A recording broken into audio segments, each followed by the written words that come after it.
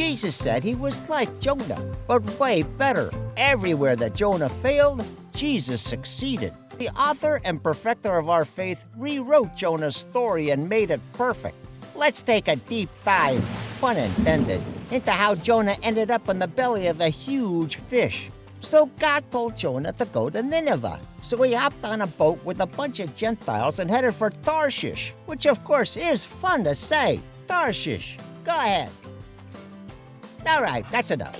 God made it storm and everybody panicked while Jonah took a nap. They woke him up and asked him to pray, but that didn't work, so they played lots to find out which one of them had angered God. The lots fell to Jonah. So he admitted the whole thing and they threw him off the boat.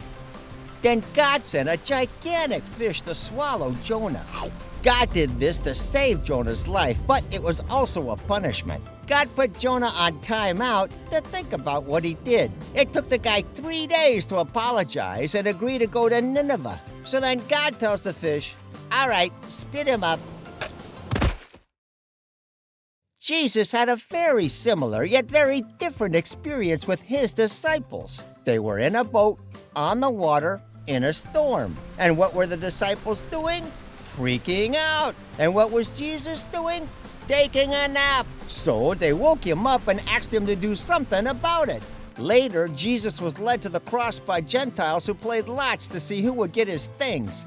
And after he died, Jesus spent 3 days in a tomb. Lots of similarities. But check out the differences. From the get-go, Jesus was totally on board, pun intended, with God's plan. He never ran away, no matter how hard things got. When they woke him up on the boat, Jonah didn't have the power to help, but Jesus told the wind to pipe down and the storm to get lost. And it did, because Jesus has authority over everything.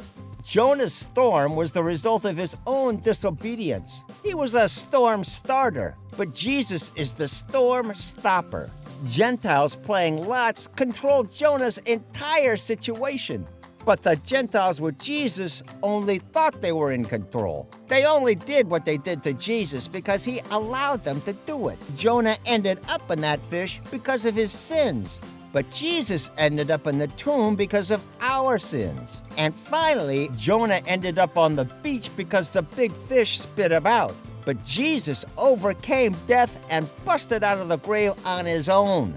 How awesome is that? Hebrews shows us how Jesus rewrote Jonah's story and perfected Jonah's faith, along with all of the great and not so great heroes of the Old Testament.